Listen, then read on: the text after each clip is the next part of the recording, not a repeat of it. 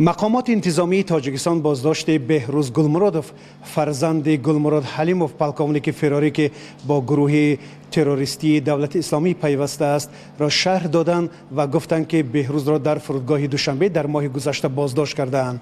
امروز مقامات دادستانی کل تاجیکستان به رادیو آزادی گفتند که بهروز گلمرودوف وقتی که در فرودگاه در دستش بلیط هواپیمای دوشنبه مسکو بود بازداشت شد و او قصد داشت است که از مسکو به سوریه و خود را به نزد پدرش برساند.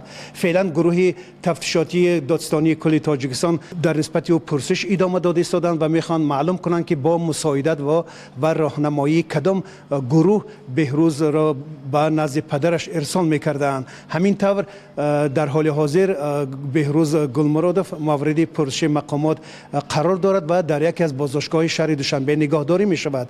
قبلا نزدیکان خود بهروز گلمرودوف نیز برای آزادی بازداشت او را تصدیق کردند و گفتند که بهروز را مقامات انتظامی در منزل زیستشان واقع در دهه دره فانی ناحیه ورزاب 35 کیلومتری شهر دوشنبه بازداشت کردند. آنها میگویند که در این مدت چند بار به دیدن بهروز به بازداشتگاه رفتند و از مقامات سبب دستگیر شدن را پرسیدند ولی پاسخ نگرفتند.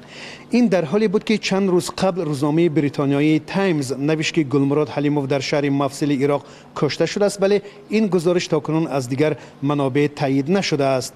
نظیر حلیموف برادر گلمرود حلیموف در ماه اپریل به رادیو آزادی گفت نه او و نه پدر سالخورده‌اش درباره کشته شدن گلمرود خبری ندارند. خود گلمرود حلیموف ماه اپریل سال 2015 غیب زد و یک ماه بعد از حضورش در سوریه خبر داد.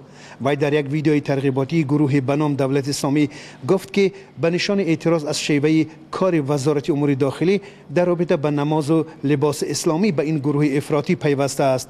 گلمرود حلیموف در امریکا و روسیه شیوه های محو تروریستان را آموخته است. در تاجیکستان به خیانت به وطن متهم می شود و در فهرست مورد تعقیب در اینترپول قرار دارد. او بعد از تحصیل در اکادمی وزارت امور داخلی و شرکت در دوره‌های آموزشی در روسیه و امریکا از سرژانت خود تا به رتبه پلکونیک رسید و فرمانده دسته تعیینات مخصوص یا آمان وزارت امور داخلی تعیین شد. همسایه ها میگویند که خانواده گلمرود حلیموف پس از فراری او روزهای سختی را پشت سر می کنند. هرچند با گذشت تقریبا 2 سال از فراری او کسی از اعضای خانواده دستگیر نشده بود. میرزا نبی خالقزاد، امرالدین عالم، رادیو آزادی، دوشنبه.